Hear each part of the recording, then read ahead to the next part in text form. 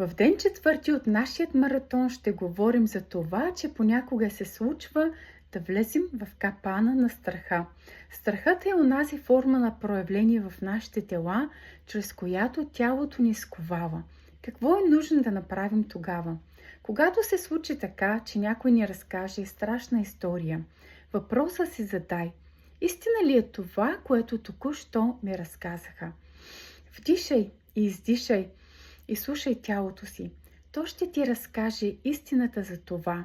Ти изслушай го сега. По този начин ще направиш така, че да се свържеш с твоята истина.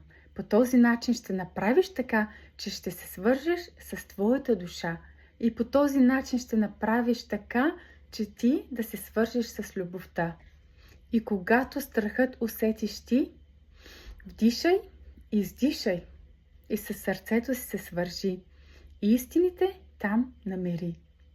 Използвай тази практика в ежедневието си, за да се свържеш с любовта.